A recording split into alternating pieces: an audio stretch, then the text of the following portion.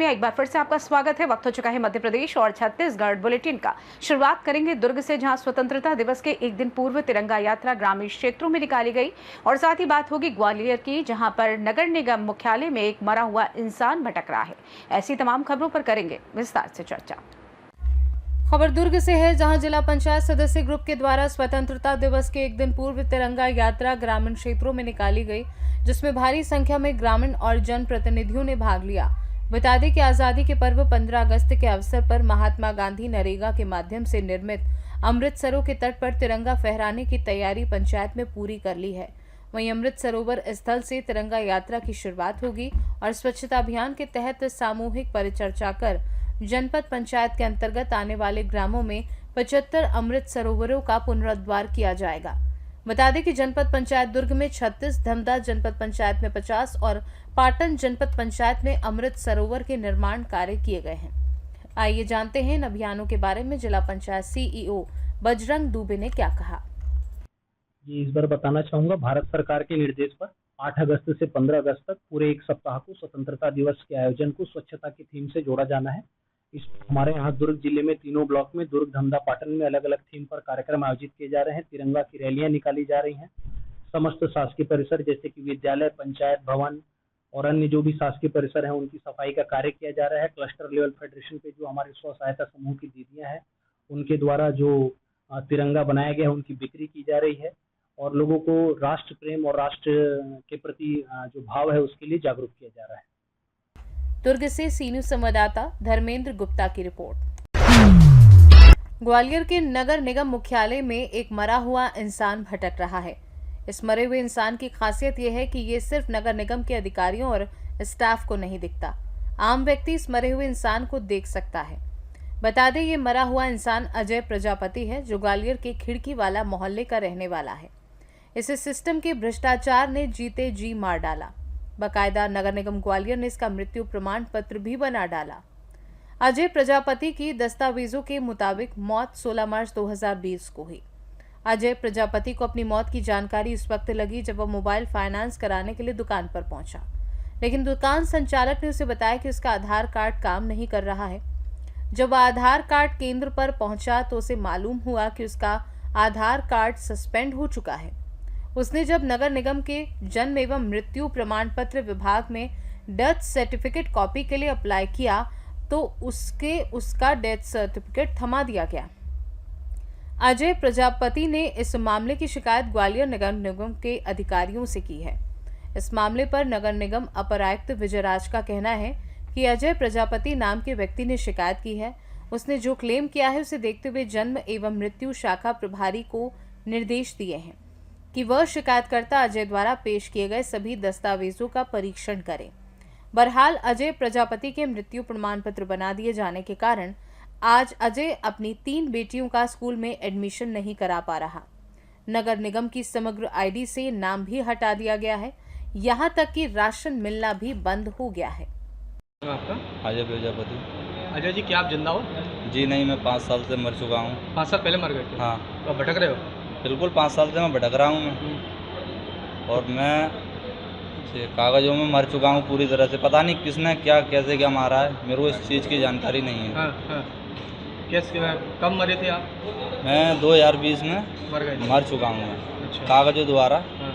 और इस कारण मेरे को बहुत परेशानियों का सामना करना पड़ रहा है। मृत्यु सर्टिफिकेट भी बनवा दिया मेरा फर्जी।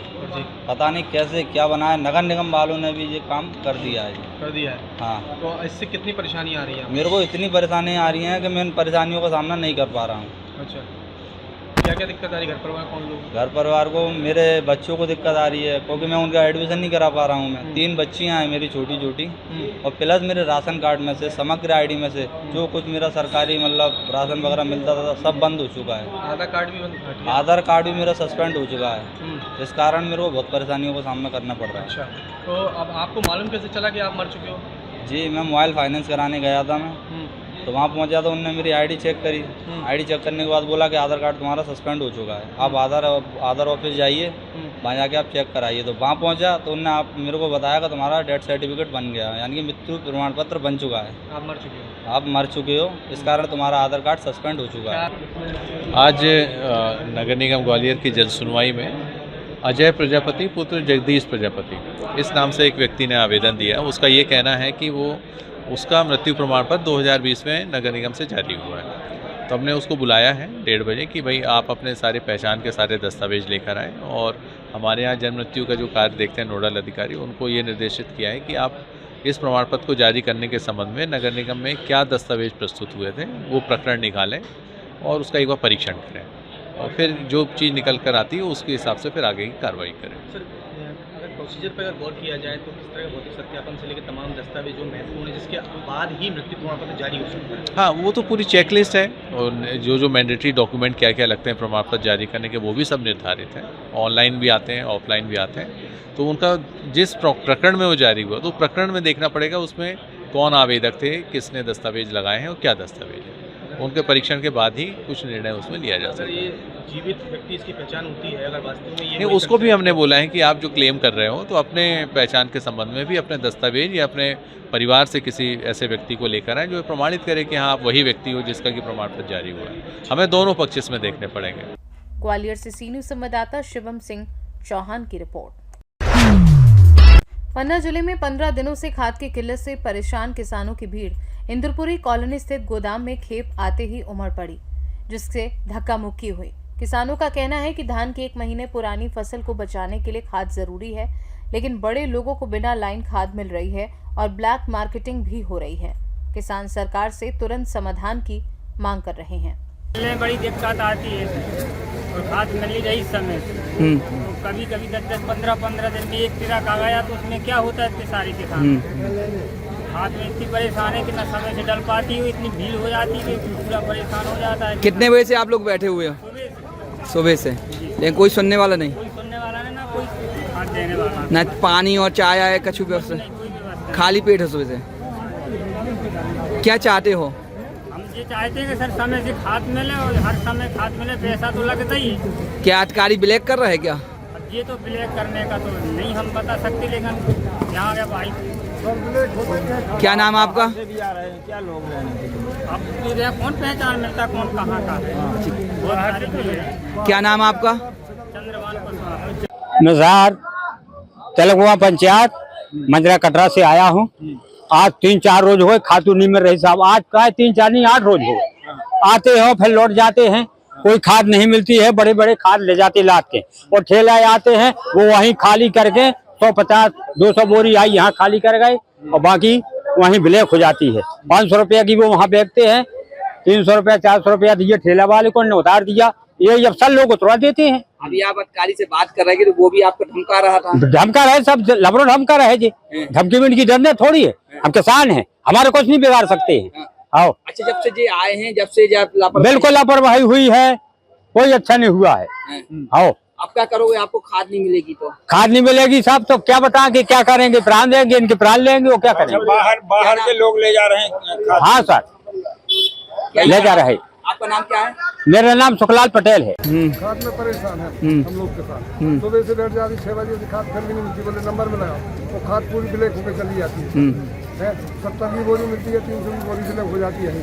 इसलिए हम लोग परेशान। तो अब क्या करोगे? अब क्या करेंगे सब? घर जाएंगे, खाद नहीं मिलेगी, घर जाएंगे। किसी से शिकायत की आपने? नहीं, किसी से शिकायत की। कुछ करो भी तो कोई सुनता नहीं सर। यहाँ पे बाहर के लोग भी ले जाते हैं। बाहर के लोग सब पूरी बाहर सफाई होती सर। तो क्या मुंह देखी पंचायत चल रही है? मुंह देखी पंचायत चल रही है। अपने अपने किसानों को दी जा रही है।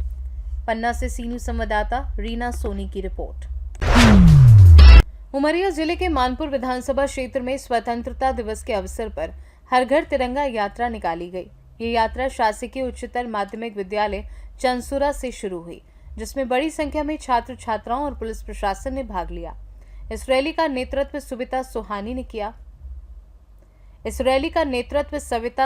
ने किया। यात्रा में टी गोविंद सिंह, NS प्रजापति, सरपंच माधव कोल सहित बड़ी संख्या में ग्रामवासी शामिल हुए। इस आयोजन का उद्देश्य लोगों में देशभक्ति की भावना को जागृत करना और स्वतंत्रता दिवस के महत्व को बताना था। रैली के दौरान सभी ने उत्साहपूर्वक तिरंगा फहराया और देश प्रेम के नारे लगाए। ये यात्रा देश की आज़ादी के 75 साल पूरे होने के उपलक्ष्य में मनाए जा रहे आज़ादी का अमृत महोत्सव का हिस्सा थी। उमरिया से सी न्यूज़ संवाददाता योगेंद्र की रिपोर्ट। उमरिया के मानपुर विधानसभा क्षेत्र में हर घर तिरंगा अभियान के तहत एक भव्य रैली का आयोजन किया गया। ये रैली शासकीय हाई स्कूल पानपथा से शुरू होकर पूरे गांव में निकाली गई, जिसमें स्कूली बच्चों और शिक्षकों ने बढ़ चढ़कर भाग लिया। इस अभियान का उद्देश्य लोगों को हर घर तिरंगा और हर घर स्वच्छता जैसे महत्वपूर्ण संदेशों से जोड़ना था। रैली के दौरान मध्य प्रदेश के मुख्यमंत्री डॉक्टर मोहन यादव के आह्वान पर युवाओं की सहभागिता बढ़ाने पर विशेष जोर दिया गया। सरपंच मूलचंद जायसवाल के नेतृत्व में ये रैली पानपथा बैरियाल नाका तक निकाली गई, जहां लोगों ने उत्साह के साथ इसका स्वागत किया। इस आयोजन ने स्वतंत्रता दिवस के महत्व को जन जन तक पहुंचाने में महत्वपूर्ण भूमिका निभाई। उमरिया से सीनियर संवाददाता योगेंद्र की रिपोर्ट। खबर आगर मालवा से, जहां मध्य प्रदेश स्कूल शिक्षा विभाग के वरिष्ठ कार्यालय के निर्देशानुसार व जिला प्रशासन के निर्देशानुसार शासकीय कन्या उच्चतर माध्यमिक विद्यालय आगर मालवा की छात्राओं ने प्राचार्य आरसी खंदार के मार्गदर्शन में साइकिल तिरंगा यात्रा का आयोजन किया। इस आयोजन में विद्यालय के लगभग 300 स्कूली छात्राओं ने बढ़ चढ़कर हिस्सा लिया व स्कूल के समस्त स्टाफ ने भी आयोजन में महत्वपूर्ण भूमिका निभाई। ये साइकिल तिरंगा यात्रा विद्यालय से प्रारंभ होकर नगर के मुख्य मार्गों से होकर पुनः विद्यालय पहुंची, जहां पर साइकिल तिरंगा यात्रा का समापन हुआ। मैं प्राचार्य आरसी खंदार, आज हमने हमारे भारत सरकार के प्राप्त निर्देशानुसार, मध्य प्रदेश सामान्य प्रशासन विभाग के निर्देशानुसार और हमारे स्कूल शिक्षा विभाग आयुक्त मैडम श्रीमती शिल्पा गुप्ता जी के निर्देशन में हमारे स्कूल कन्या हायर सेकेंडरी स्कूल में 300 से अधिक छात्राओं के साथ आज के माननीय कलेक्टर महोदय के से प्राप्त निर्देश स्कूल परिसर से साइकिल तिरंगा यात्रा के रूप में हमने आज यहाँ पर निकाला है। उसमें हमारे स्टाफ सदस्यों ने और सभी छात्राओं ने बढ़ चढ़ करके भाग लिया और राष्ट्र प्रेम के नारों के साथ यात्रा संपन्न। आगर मालवा से सीनियर संवाददाता अर्श अहमद कुरैशी की रिपोर्ट। 2 दिन पूर्व बामनिया रेलवे स्टेशन अधीक्षक को रेल मंत्री के नाम ज्ञापन सौंपने के पश्चात थांदला विधानसभा क्षेत्र के विधायक वीर सिंह भूरिया व जनप्रतिनिधियों ने रतलाम रेलवे विभाग के डीआरएम से मुलाकात कर थांदला रोड व बामनिया रेलवे स्टेशन पर पैसेंजर ट्रेनों के लिए अपनी बात रखी। वहीं बता दें कि ग्रामीणों की कई वर्षों से मांग है कि दोनों स्टेशनों पर पैसेंजर ट्रेनों का स्टॉपेज रोका जाए। वहीं विधायक वीर सिंह भूरिया ने पत्रकारों को बताया कि यदि ग्रामीणों की समस्याओं का समाधान नहीं किया जाता है तो जन आंदोलन किया जाएगा। वहीं उन्होंने ये भी बताया कि हमारा एक प्रतिनिधि मंडल अतिशीघ्र दिल्ली रेल मंत्री से ट्रेनों के स्टॉपेज के लिए मिलने भी जाएगा। हमारा जो सोमनाथ जबलपुर ट्रेन जाती है भोपाल, तो राजधानी से संबंधित सभी क्षेत्र की जनता, नेता, अधिकारी, प्रशासनिक अमला, सब लोगों को जाना आना पड़ता है। छात्र लोग भी जाते हैं, तो भोपाल जाने आने के लिए सोमनाथ जबलपुर का बामनिया माने मेघनगर खड़ी होती है, मेघनगर से रतलाम, तो बामनिया और हमारा थांदला जो है, थांदला का स्टेशन है थांदला रोड और बामनिया दोनों जगह सोमनाथ जबलपुर का स्टॉपेज की जनता की तरफ से 15-20 साल से मांग चल रही है। क्या आश्वासन दिया है? और गोल्डन टेम्पल, दूसरा जो गोल्डन टेम्पल अपना स्वर्ण मंदिर महल, वो भी राजस्थान से पूरा उस क्षेत्र से लंबी गाड़ी है, लंबी ट्रेन है और उसका भी बहुत आवश्यक मांग है, क्योंकि देहरादून के टाइम से थोड़ी सी बिफोर वो गाड़ी निकलती है, तो पहले पुराना देहरादून का जो टाइम था, समय था, उससे थोड़ी पीछे पहले निकलती है। तो उस क्षेत्र के लिए रतलाम से लेकर के मेघनगर और दाहोद खड़ी होती, तो हमारा जो है बामनिया जो पेटलावद विधानसभा का 150-200 गांव है। झाबुआ से सीनियर संवाददाता विनोद शर्मा की रिपोर्ट। खबर खैरागढ़ से, जहां संगीत और संस्कृति की धरती खैरागढ़ में एक ऐतिहासिक पल दर्ज हुआ। जिले के पहले आधिकारिक डिस्ट्रिक्ट थीम सॉन्ग हमर सुघर जिला का विमोचन मुख्यमंत्री विष्णुदेव साय ने किया। इस अवसर पर विधानसभा अध्यक्ष डॉक्टर रमन सिंह समेत कई जनप्रतिनिधि भी मंच पर मौजूद रहे। कार्यक्रम में दोनों ही नेताओं ने इस थीम सॉन्ग को जिले की पहचान, गौरव और सांस्कृतिक विरासत का जीवंत चित्रण बताया। डॉक्टर बीसी लाल यादव द्वारा रचित ये गीत जिले की ऐतिहासिक, सांस्कृतिक और धार्मिक धरोहरों को एक सुरीले सफर में पिरोता है। आधिकारिक वीडियो खैरागढ़ कला संगीत विश्वविद्यालय के यूट्यूब चैनल पर जारी किया गया है, जहां रिलीज होते ही इसे दर्शकों का भरपूर प्यार मिलने लगा है। गाने को स्वर डॉक्टर विभाष पाठक, डॉक्टर परमानंद पांडे, सरला साहू, हर्षा साहू, राहुल चौहान और हर्ष चंद्राकर ने दिए। रिदम सहयोग का कार्य श्री रामचंद्र सरपे और आशीष यादव ने संभाला, जबकि वॉइस डबिंग विप्रांशी पाठक और विभाष पाठक द्वारा की गई। में रिकॉर्डिंग देवघर साहू रहे। वहीं कंपोजिशन एवं संगीत संयोजन डॉक्टर बिहारी तारम ने किया। खैरागढ़ से सी न्यूज़ संवाददाता हेमंत पाल की रिपोर्ट। वैसे तो पन्ना में कई ऐतिहासिक और धार्मिक स्थल हैं, लेकिन पन्ना में स्थित श्री बलदाऊ जी का मंदिर भक्तों की विशेष आस्था का केंद्र है। शेषावतार बलदाऊ भैया का जन्मोत्सव आज देश के इकलौते श्री बलदेव जी मंदिर पन्ना में पूरी भव्यता और श्रद्धा के साथ मनाया गया। श्री बलदेव जी, जिनके एक हाथ में हल और दूसरे हाथ में मूसल लिए शालिग्राम पत्थर की प्रतिमा विराजमान है। इस महोत्सव में श्री बलदेव जी मंदिर को बड़े ही आकर्षक ढंग से सजाया गया है। ठीक 12 बजे भक्तों को बड़े इंतजार के बाद भगवान के दर्शन हुए। भक्त कई घंटों पहले से भगवान के दर्शन का इंतजार कर रहे थे। इस दिन महिलाएं अपने पुत्र प्राप्ति के लिए हजरत का व्रत रखती हैं। ये मंदिर 16 कलाओं से परिपूर्ण है। ये बताना उल्लेखनीय है कि रियासत काल में पन्ना के महाराजा रुद्र प्रताप सिंह वृंदावन गए तो वहाँ की प्रकृति बहुत ही ज़्यादा फली फूली थी। वे अपने साथ अपार धन संपदा लेकर गए थे। इस मंदिर का निर्माण सन 1876 में कराया गया। वही कार्यक्रम में शामिल होने के लिए भाजपा के पूर्व प्रदेश अध्यक्ष एवं खजुराहो सांसद विष्णुदत्त शर्मा और पूर्व मंत्री एवं पन्ना विधायक ब्रजेंद्र प्रताप सिंह भी शामिल हुए। बता दें कि इस दौरान कार्यक्रम बड़े ही भव्यता के साथ आयोजित किया गया। भगवान बलभद्र जी का जन्मोत्सव मनाया जा रहा है। कितनी धूमधाम से मनाया जा रहा है, कितना प्राचीन मंदिर है ये। श्री श्री 1008 श्री बलदेव जी मंदिर पन्ना। महाप्रलय के समय पे संपूर्ण विश्व को अपने मस्तक पर धारण करने वाले सभी नागों के नागराज प्रलय के समय पे 400 योजन दूर गई हुई यमुना जी को अपने हल से खींच लेने वाले, अपनी रेवती में ही रवण करने वाले, दुविध नामक बंदर को शीघ्र मार डालने वाले। जब महाराजा रुद्र प्रताप सिंह वृंदावन गए तो वहाँ की प्राकृत बहुत फूली फली हुई थी। वे अपने साथ अपार धन लेकर के गए, जिन्होंने वहाँ के ब्राह्मणों को दान में दिया। बलदेव जी भगवान का अनंत नाम है, जिनका आयुध हल और मूसल है। मंदिर की स्थापना महेंद्र वंश नाम से संवत्सर 1933 में हुई थी। इस रूपरेखा का मंदिर और कहीं नहीं है। यह मंदिर अद्वितीय है। यह मंदिर 16 कलाओं से मिलकर के बना हुआ है। इसमें अपन देखेंगे खम्भे 16, दरवाजे 16, खिड़की 16, सीढ़ी 16, गुम्बद 16। ऐसा मंदिर विश्व में कहीं नहीं है। भारत का अद्वितीय मंदिर है।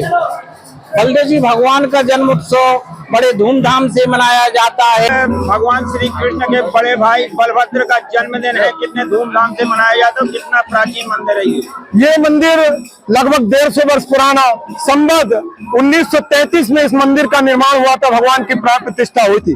भगवान बलदाऊ जी का यह जन्म उत्सव संसार में केवल 2 जगह बनाया जाता है विशेष रूप से। पहला बलदाऊपुरी वृंदावन में जो ब्रज में है, और ये दूसरा पन्ना के जो वो उप वृंदावन है, बुंदेलखंड का जो वृंदावन है, यहाँ मनाया जाता है। भगवान बलदाऊ जी का ये मंदिर संसार का सबसे अद्वितीय मंदिर है। यह मंदिर सारी कलाओं से पूर्ण, 16 कलाओं से पूर्ण है। यह उत्तर भारत, दक्षिण भारत, मध्य भारत तीनों संस्कृतियों से मिलकर के मंदिर बना हुआ है। इस मंदिर का जो दक्षिण भारत में गेट प्रधान मंदिर है, गेट भी बड़ा है, और उत्तर भारत के गुम्बद प्रधान मंदिर है, गुम्बद भी बड़ा है।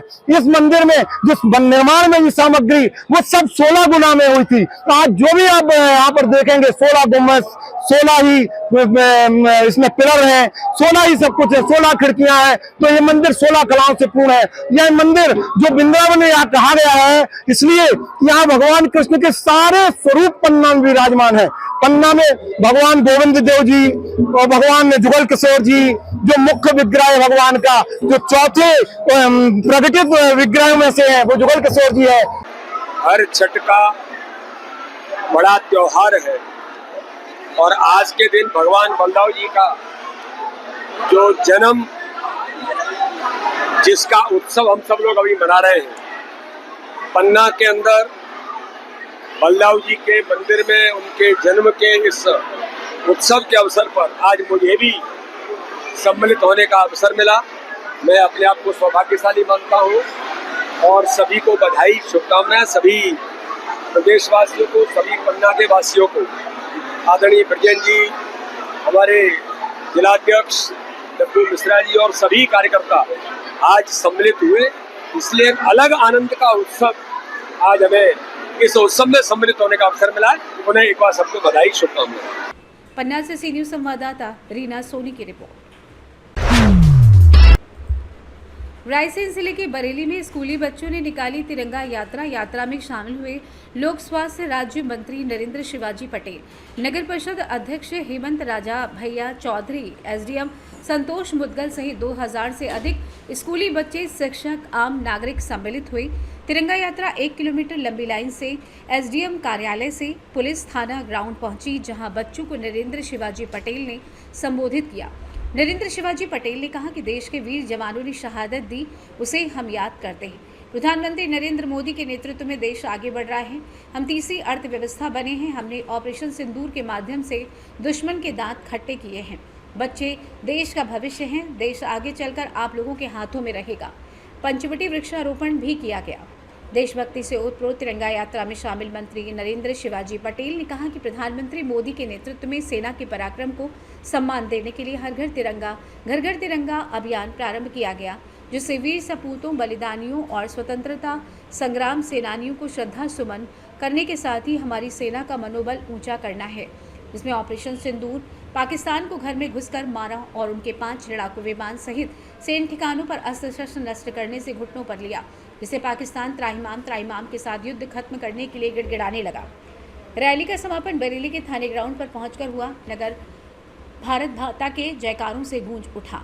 आइए जानते हैं मंत्री नरेंद्र शिवाजी पटेल ने और क्या कुछ कहा। भाई साहब, तिरंगा यात्रा के माध्यम से क्या संदेश दिया जा रहा है? देखिए, जिस तरह से भारत हर क्षेत्र में आगे बढ़ रहा है, सैन्य शक्ति पर सरहद की सुरक्षा करते हुए हमारे सैन्य बल अपने शौर्य और पराक्रम का प्रदर्शन कर रहे हैं।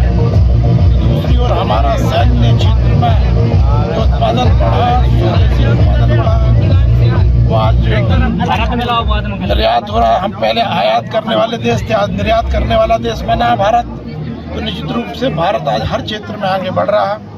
गांव गरीब की चिंता भी हुई है, तो दूसरी ओर पूरी दुनिया में तीसरे नंबर की आर्थिक शक्ति बनने की दिशा में हम बहुत तेजी से आगे बढ़ रहे हैं। निश्चित रूप से तिरंगा हमारा उसी का प्रतीक है, उसी का नेतृत्व तिरंगे के छत्र छाया में हम सब लोग तिरंगे की छत्र छाया में इस काम में अपने कर्तव्य कर्म करते रहे। बस यही। रायसेन से सी न्यूज संवाददाता सैयद अरशद मसूद की रिपोर्ट। फिलहाल के लिए इस खास बुलेटिन में बस इतना ही। देश दुनिया की तमाम बड़ी खबरों को जानने के लिए जुड़े रहिए सी न्यूज भारत के साथ। हर खबर आपके साथ, आपके हाथ।